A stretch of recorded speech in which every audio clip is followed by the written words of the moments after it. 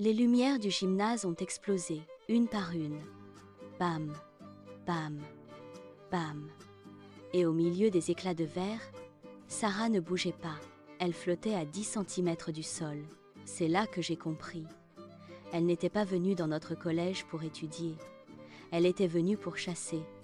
Bonsoir, c'est Élise. J'ouvre mon coffre à histoire et en sort un vieux carnet de correspondance brûlé. Oh, regardez ce que le coffre nous révèle aujourd'hui. C'est le carnet de correspondance de Sarah. Il est encore chaud et il sent la fumée. L'histoire de ce soir s'est passée dans un collège qui ressemble peu être au vôtre. Installez-vous, on plonge tout de suite dans le secret de la nouvelle élève. Tout a commencé un mardi matin de novembre, le genre de matin gris où la pluie fouette les vitres de la classe de mathématiques. Monsieur Barrel écrivait des équations au tableau quand la porte s'est ouverte dans un grincement sinistre. Le silence s'est fait instantanément. La directrice est entrée, suivie d'une fille que personne n'avait jamais vue. Elle s'appelait Sarah. Elle portait un grand sweat à capuche noire, trop grand pour elle, et elle gardait ses mains profondément enfoncées dans ses poches. Ce qui m'a frappé tout de suite, c'était ses yeux. Ils étaient d'un vert si pâle qu'on aurait dit de l'eau glacée. « Voici Sarah », a dit la directrice d'une voix monotone. « Elle nous rejoint pour le reste de l'année. Soyez accueillants. » Sarah n'a rien dit. Elle a traversé la classe sans regarder personne et s'est assise à la seule place libre, tout au fond, près du radiateur. Je m'appelle Léo et ma place, c'était juste devant la sienne. Dès qu'elle s'est assise, j'ai senti un courant d'air froid me parcourir la nuque. Pas un petit frisson, non. Un froid polaire, comme si on avait ouvert la porte d'un congélateur dans mon dos. Je me suis retournée pour lui dire bonjour, par politesse. Elle a levé les yeux vers moi. « Ne me parle pas », a-t-elle chuchoté. « C'est pour ta sécurité. » J'ai avalé ma salive et je me suis retournée. Ok, sympa la nouvelle. Les jours suivants, des choses étranges ont commencé à se produire au collège Victor Hugo. Des petits incidents, au début. La craie de Monsieur Barrel qui se brisait en 1000 morceaux dès qu'il s'approchait du tableau. Les casiers du couloir B qui s'ouvraient et se claquaient tout seuls à la récréation de 10 heures. Tout le monde pensait que c'était des courants d'air ou des coïncidences. Mais moi, j'avais remarqué quelque chose. À chaque fois qu'un incident se produisait, Sarah était là. Et à chaque fois, elle serrait ses mains dans ses poches si fort que ses jointures devaient être blanches. Le vendredi, c'est Lucas, la brute de la classe, qui a décidé de s'en mêler. Lucas adorait embêter les nouveaux. À la cantine, il a accidentellement renversé son plateau de purée sur le sweat de Sarah. La cafétéria s'est tue. On attendait tous que Sarah pleure ou qu'elle crie, mais elle est restée immobile. Elle a lentement levé la tête vers Lucas. « Excuse-toi » a-t-elle dit calmement. Lucas a éclaté de rire. « Sinon quoi? Tu vas appeler ta maman ?» Et c'est là que c'est arrivé. La carafe d'eau posée sur la table a commencé à trembler. L'eau à l'intérieur s'est mise à bouillonner alors qu'elle était froide. Les néons du plafond se sont mis à grésiller furieusement. Sarah a fermé les yeux comme si elle luttait contre quelque chose d'intérieur. « Va-t'en, Lucas » a-t-elle grondé, sa voix résonnant étrangement comme si deux personnes parlaient en même temps. Lucas, moins courageux tout à coup, a reculé. Au moment où il faisait un pas en arrière, son plateau s'est soulevé tout seul de la table et est venu s'écraser sur son propre visage. Toute la cantine a explosé de rire. Lucas est parti en courant, couvert de purée. Sarah, elle, a attrapé son sac et s'est enfuie vers la sortie. Je ne sais pas ce qui m'a pris, mais je l'ai suivie. Je devais savoir.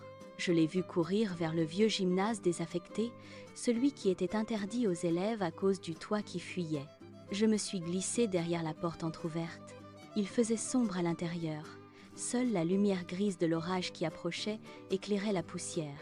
Sarah était au centre du terrain de basket. Elle avait enfin sorti ses mains de ses poches.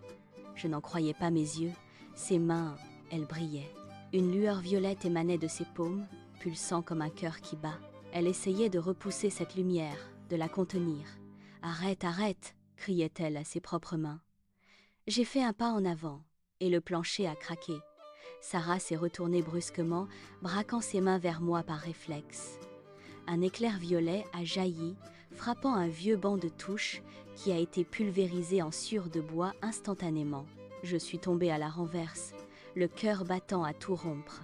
« Léo, je t'avais dit de ne pas m'approcher !» a-t-elle crié, l'air terrifié. « C'est quoi ça? Tu es une sorcière ?» Et je balbutiai. Elle a baissé les mains, la lumière s'affaiblissant. « Je ne suis pas une sorcière. Je suis une gardienne. Ou du moins, j'essaye de l'être. » Elle m'a expliqué là, dans la pénombre du gymnase. Sarah venait d'une longue lignée de protecteurs. Sa famille chassait des entités, des ombres, qui se nourrissent de la méchanceté et de la peur dans les écoles. L'énergie qu'elle avait dans les mains n'était pas de la magie pour faire des tours, c'était une arme. Mais elle avait du mal à la contrôler quand elle ressentait des émotions fortes. « Il y a une ombre ici, Léo », m'a-t-elle confié. Elle se cache au collège depuis des semaines. C'est elle qui provoque les disputes, qui rend les profs méchants, qui pousse Lucas à être une brute. Elle se nourrit de la mauvaise ambiance. Soudain, une ombre plus noire que les autres s'est détachée du mur du fond. Elle a grandi, prenant une forme vaguement humaine, avec des yeux rouges brillants. L'air est devenu glacial. « Elle est là !» a chuchoté Sarah. L'ombre a poussé un cri strident qui nous a obligés à nous boucher les oreilles. Elle a foncé sur nous. « Cache-toi !» a hurlé Sarah. Elle s'est interposée. Cette fois, elle n'a pas essayé de cacher ses mains. Elle les a ouvertes grand, libérant toute la lumière violette. Un bouclier d'énergie s'est formé autour d'elle, bloquant l'attaque de l'ombre. Le choc a fait trembler les murs du gymnase, mais l'ombre était forte. Elle frappait le bouclier encore et encore. Sarah faiblissait. Je voyais ses genoux trembler. « Je ne vais pas tenir !» a-t-elle crié. Je devais faire quelque chose. Sarah avait dit que l'ombre se nourrissait de la peur et de la méchanceté. Alors, peut-être que l'inverse pouvait l'affaiblir? Je suis sortie de ma cachette. J'avais les jambes en coton, mais j'ai crié de toutes mes forces. « Hé, tu n'as rien à faire ici. On ne veut pas de toi. » L'ombre a tourné sa tête vers moi. « Sarah est mon amie. » Et je continuais, même si on se connaissait à peine. « Et ce collège, c'est le nôtre. » En disant ces mots, j'ai senti une chaleur dans ma poitrine.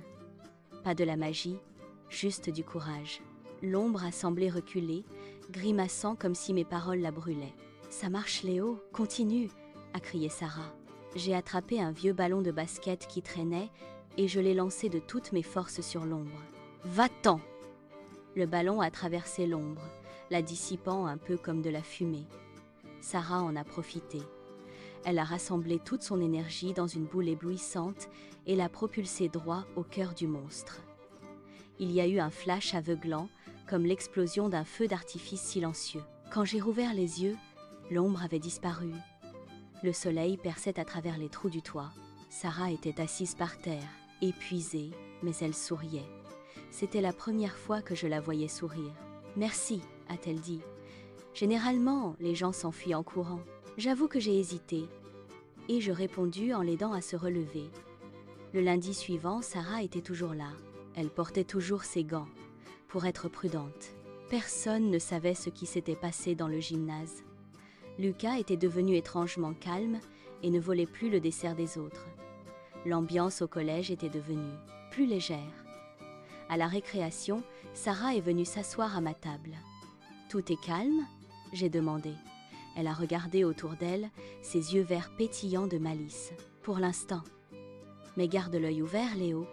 Les ombres n'aiment pas perdre. » Elle a ouvert sa main juste un tout petit peu, laissant échapper une minuscule étincelle violette, juste pour moi. Et je savais que l'année scolaire ne serait plus jamais ennuyeuse. Quelle aventure incroyable! Sarah et Léo ont formé une sacrée équipe. On a tous des secrets, mais celui de Sarah était vraiment explosif. Si cette histoire t'a plu et que tu veux rejoindre notre club secret de rêveurs, clique sur le bouton s'abonner et active la cloche. Ça aide énormément Élise à remplir le coffre avec de nouvelles histoires. Dis-moi en commentaire, si tu avais un super pouvoir caché comme Sarah, ce serait lequel? La télépathie? La force? Ou lancer des éclairs violets? J'ai hâte de vous lire. À très bientôt pour une nouvelle ouverture du coffre. Fais de beaux rêves ou de belles aventures.